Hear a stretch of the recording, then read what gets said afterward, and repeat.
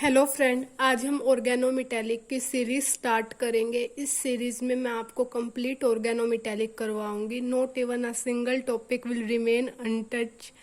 और जो भी कंसेप्ट मैं आपको जो भी टॉपिक करवाऊंगी उसके साथ मैं उसके प्रीवियस ईयर भी करवाऊंगी। प्रीवियस ईयर करने से दो फायदे होंगे। एक तो आपके प्रीवियस ईयर साथ के साथ सोल्व हो जाएंगे, और दूसरा आप जो भी कंसेप्ट पढ़ोगे उसके क्वेश्चन लगाओगे तभी वो कंसेप्ट अच्छे से क्लियर होगा। तो हम चलो स्टार्ट करते हैं। ऑर्गेनोमेटेलिक ऑर्गेनोमेटेलिक कंपाउंड वो होते हैं जिसमें मेटल और कार्बन का बॉन्ड हो। जिस कंपाउंड में मेटल और कार्बन का बॉन्ड होता है उनको हम ऑर्गेनोमेटेलिक कंपाउंड बोलते हैं। तो फिर एक ये है रोडियम का ट्राइफिनाइल फोस्फीन, और ये क्लोरीन लगा हुआ है। ये विल्किंसन कैटालिस्ट है। तो क्या ये ऑर्गेनोमेटेलिक कंपाउंड है? इसमें मेटल कार्बन बॉन्ड नहीं है, लेकिन फिर भी ये ऑर्गेनोमेटेलिक कंपाउंड है, क्योंकि जो ये एल्किन की पॉलीमराइजेशन में यूज होता है एज अ कैटालिस्ट, और जो ट्रांजिशन स्टेट बनती है उसमें मेटल और कार्बन के बीच में बॉन्ड होता है। ये इसकी ट्रांजिशन स्टेट बनती है, तब ये एज अ कैटालिस्ट यूज होता है पॉलीमराइजेशन रिएक्शन में एल्कीन की। यहाँ पे मेटल और कार्बन के बीच में बॉन्ड है, तो इसलिए हम इसको ऑर्गेनोमेटेलिक कंपाउंड मानते हैं। तो ऑर्गेनोमेटेलिक कंपाउंड दो क्लासेस में डिवाइड है, एक मेन ग्रुप के और एक ट्रांजिशन मेटल्स के।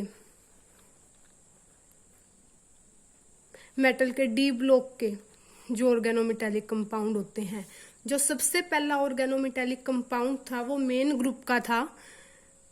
वो था first discovered organometallic compound crocodile oxide. ये था आर्सेनिक का था ये ऑर्गेनोमेटेलिक कंपाउंड। इसमें आर्सेनिक दो मिथाइल के साथ अटैच है। आर्सेनिक और कार्बन के बीच में बॉन्ड है, तो ये ऑर्गेनोमेटेलिक फर्स्ट ऑर्गेनोमेटेलिक कंपाउंड था। और मेन ग्रुप के ऑर्गेनोमेटेलिक कंपाउंड ऑक्टेट रूल को फॉलो करते हैं। मींस उनके वैलेंस शेल में 8 इलेक्ट्रॉन होते हैं। ऑक्टेट रूल को फॉलो करते हैं ये।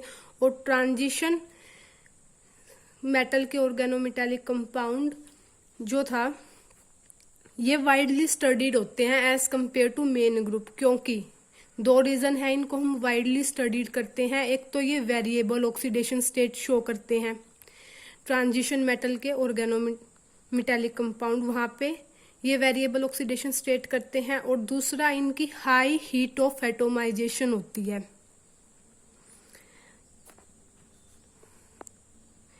ये दो रीजन है जिसकी वजह से हम डी ब्लॉक के ऑर्गेनोमेटेलिक को वाइडली स्टडीड करते हैं कंपेयर टू मेन ग्रुप। और डी ब्लॉक का जो फर्स्ट ऑर्गेनोमेटेलिक कंपाउंड था वो था जीजी सोल्ट। जीजी सोल्ट था वो। ये प्लेटिनियम का ऑर्गेनोमेटेलिक कंपाउंड था माइनस। यहाँ पे ये अनायन था, या आप इसको यहाँ पे ये अनायन नहीं लिखना तो यहाँ पे के लिख सकते हो, पोटेशियम। अगर ये अनायन नहीं लिखना तो ये जीजी सोल्ट था first organometallic compound of D block element. और ये स्टेबल कंपाउंड, ये ऑर्गेनोमेटेलिक कंपाउंड इनके वो स्टेबल होंगे जो या तो 16 इलेक्ट्रॉन रूल फॉलो करते हैं या फिर 18 इलेक्ट्रॉन रूल को फॉलो करेंगे, उनको हम स्टेबल मानेंगे। ये स्टेबल तब होंगे जो ऑक्टेट रूल को फॉलो कर रहे हैं, वो स्टेबल होंगे। ट्रांजिशन मेटल में जो 16 या 18 इलेक्ट्रॉन रूल को फॉलो कर रहे हैं वो स्टेबल होंगे। तो अब आगे हम इलेक्ट्रॉन काउंट निकालना सीखेंगे। इलेक्ट्रॉन काउंट लिगेंड का, इलेक्ट्रॉन काउंट ऑफ लिगेंड। किसी भी लिगेंड का हम इलेक्ट्रॉन काउंट दो मेथड होते हैं इलेक्ट्रॉन काउंट निकालने के। एक ऑक्सीडेशन मेथड और दूसरा होता है कोवलेंट मेथड। इसको हम बोलते हैं न्यूट्रल एटम मेथड।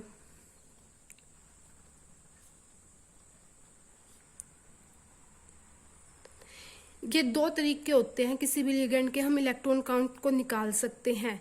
तो हम ज़्यादा जो बेस्ट मेथड है या जो ज़्यादा प्रीफर किया जाता है वो है ये covalent method, neutral atom method. इसको ज़्यादा प्रीफर करते हैं इलेक्ट्रॉन काउंट ऑफ लिगेंड निकालने के लिए। दोनों से रिजल्ट तो सेम ही आएगा, लेकिन ज़्यादा प्रीफर ये किया जाता है क्योंकि ये इजी है इसके कंपैरिजन में। तो हम जो भी इलेक्ट्रॉन काउंट लिगेंड के निकाल लेंगे वो न्यूट्रल मेथड एटम मेथड के अकॉर्डिंग निकालेंगे। तो अब लिगेंड जो होते हैं वो दो तरह के होते हैं, इनऑर्गेनिक लिगेंड और ऑर्गेनिक लिगेंड। और इनऑर्गेनिक लिगेंड जो होते हैं वो आगे दो क्लासेस में डिवाइड है, न्यूट्रल और चार्ज्ड। तो अब इनमें हमें इलेक्ट्रॉन काउंट निकालना है। तो पहले हम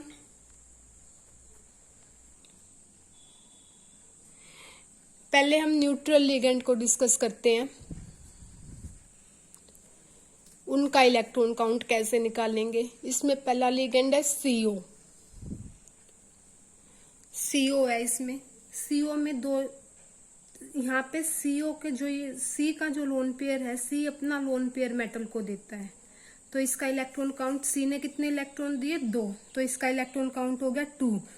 तो अब यहाँ पे एक क्वेश्चन ये भी आ रहा होगा कि भाई ऑक्सीजन के पास भी तो लोन पेयर है, ऑक्सीजन ने अपने लोन पेयर क्यों नहीं दिए मेटल को? अगर यहाँ पे CO के केस में ऑक्सीजन अपने लोन पेयर नहीं देगा, क्योंकि अगर ऑक्सीजन अपने लोन पेयर देगा तो ये तो एम्बीडेंटेंट लिगेंड बन जाएगा, लेकिन CO एम्बीडेंटेंट लिगेंड नहीं है। क्योंकि कोई भी लिगेंड एम्बीडेंटेंट कब होता है? एम्बीडेंटेंट लिगेंड वो होते हैं जिसमें 2 डोनर साइट होती हैं, और इस एम्बीडेंटेंट लिगेंड होने के लिए 3 कंडीशन सेटिस्फाई होनी जरूरी है किसी भी लिगेंड में। पहली, एक तो वो मोनोडेंटेट हो,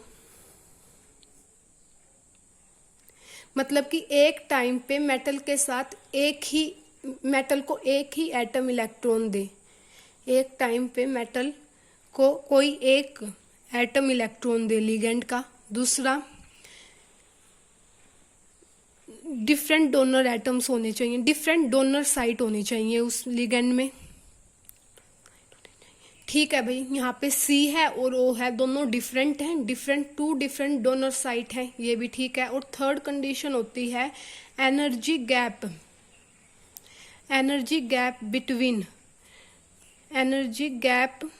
between non bonding pairs should be less. तो ये थर्ड कंडीशन है, जो CO मॉलिक्यूल है ये थर्ड कंडीशन को सेटिस्फाई नहीं करता, जिसकी वजह से ये एम्बीडेंटेंट लिगेंड नहीं है। इसलिए ये क्यों नहीं करता? अगर हम CO का MOT डायग्राम देखते हैं तो उसमें क्या होता है, CO है, ये CO का नॉन बॉन्डिंग है, नॉन बॉन्डिंग पेयर है, ये ऑक्सीजन है, ऑक्सीजन का नॉन बॉन्डिंग ये रहा। ये तो हम सबको पता होगा, जो ज्यादा इलेक्ट्रोनेगेटिव होता है वो मोलिकुलर ऑर्बिटल थ्योरी में उसके ऑर्बिटल्स नीचे होते हैं, क्योंकि ज्यादा इलेक्ट्रोनेगेटिव साइज छोटा है ओ का साइज छोटा है, तो इसके ऑर्बिटल कॉन्ट्रैक्ट करेंगे और उनकी एनर्जी कम होगी, न्यूक्लियस के पास होंगे, तो इसलिए इसके ऑर्बिटल्स नीचे होते हैं जो ज्यादा इलेक्ट्रोनेगेटिव होता है। और इनके बीच में ये गैप बहुत ज्यादा होता है, जिसकी वजह से सिर्फ यहाँ पे CO में ऑक्सीजन इलेक्ट्रॉन नहीं दे सकता, सिर्फ CO इलेक्ट्रॉन देता है। तो तब यहाँ पे इसलिए ऑक्सीजन इलेक्ट्रॉन नहीं दे सकता, क्योंकि इनके बीच में ये डेल्टा ई बहुत ज्यादा है। अगर ये डेल्टा ई कम होता तो O भी दे सकता था, लेकिन यहाँ पे सिर्फ C इलेक्ट्रॉन देता है। तो CO का यहाँ पे इलेक्ट्रॉन काउंट कितना है? 2। तो अब आगे है P, फॉस्फोरस का कंपाउंड है ये। तो यहाँ पे फॉस्फोरस 2 इलेक्ट्रॉन देगा मेटल को, तो इसका भी इलेक्ट्रॉन काउंट 2 हो गया। अब OR2, ये जो OR2 है ये अल्कोहल भी हो सकता है, ये वाटर भी हो सकता है या फिर ईथर भी हो सकता है। इसका इलेक्ट्रॉन काउंट, अब ऑक्सीजन के पास 2 लोन पेयर है तो ऑक्सीजन 1 लोन पेयर देगा मेटल को। अब ऑक्सीजन दूसरा लोन पेयर भी तो दे सकता है, लेकिन नहीं, ऑक्सीजन सिर्फ 1 ही लोन पेयर देगा मेटल को और इसका इलेक्ट्रॉन काउंट 2 होगा। ऑक्सीजन तब 1 लोन पेयर देगा तो ऑक्सीजन पे पॉजिटिव चार्ज आ जाएगा और विच पॉजिटिव चार्ज आ जाएगा, जिसकी वजह से दूसरा लोन पेयर देना हाईली अनफेवरेबल हो जाता है ऑक्सीजन के लिए। तो OR2 में जो अल्कोहल, वाटर, ईथर कुछ भी हो सकता है, उसका इलेक्ट्रॉन काउंट 2 ही रहेगा। और फिर H2 है।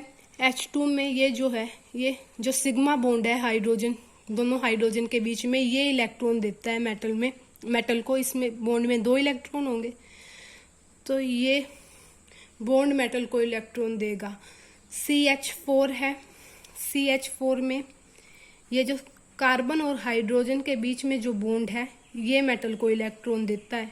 तो यहाँ पे इलेक्ट्रॉन काउंट कितना हो गया? 2 इलेक्ट्रॉन दे रहे हैं मेटल को तो 2 हो गया। और ऐसे ही tri methyl ethylene diamine, tetra methyl, तो अब नेक्स्ट लिगेंड है TMED, tetra methyl ethylene diamine. इसका स्ट्रक्चर होता है CC, ये नाइट्रोजन के पास 1 लोन पेयर है और 2 मिथाइल लगे हुए हैं नाइट्रोजन पे। तो ये नाइट्रोजन भी मेटल को लोन पेयर देगा, ये भी देगा। तो टोटल कितने इलेक्ट्रॉन दिए इस लिगेंड ने? 2 इसने, 2 इसने, तो इसका इलेक्ट्रॉन काउंट टोटल कितना हो गया? 4 इलेक्ट्रॉन काउंट हो गया। ऐसे ही जो नेक्स्ट लिगेंड है DMPE, इसका नाम होता है डाई मिथाइल फोस्फिनो इथेन।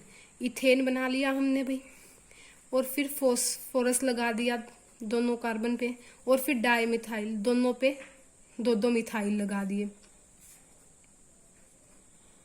तो अब फोस्फोरस के पास 1 लोन पेयर है, इसके पास भी 1 लोन पेयर है, तो ये भी देगा मेटल को, ये भी देगा मेटल को। तो कितने इलेक्ट्रॉन काउंट हो गया?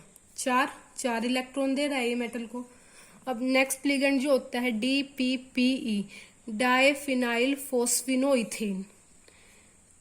इथेन बना दिया, अब फोस्फोरस लगा दिया उस पे, डाईफिनाइल है तो दोनों पे फिनाइल लगा दिए 2। अब यहाँ पे फोस्फोरस के पास 1 लोन पेयर है, इसके पास 1 लोन पेयर है, तो ये दोनों देंगे। तो इसका इलेक्ट्रॉन काउंट कितना हो गया? 4 इलेक्ट्रॉन काउंट हो गया। तो ऐसे ही नेक्स्ट लिगेंड होता है DPPM, DEPM, diphenyl phosphinomethane, di ethyl phosphinomethane. इनका स्ट्रक्चर देखो इसका, ये मिथाइल, इसके साथ 2 फोस्फोरस लगे हुए हैं और यहाँ पे इथाइल ग्रुप लगा हुआ है, 2 इथाइल ग्रुप लगे हुए हैं ऐसे ही।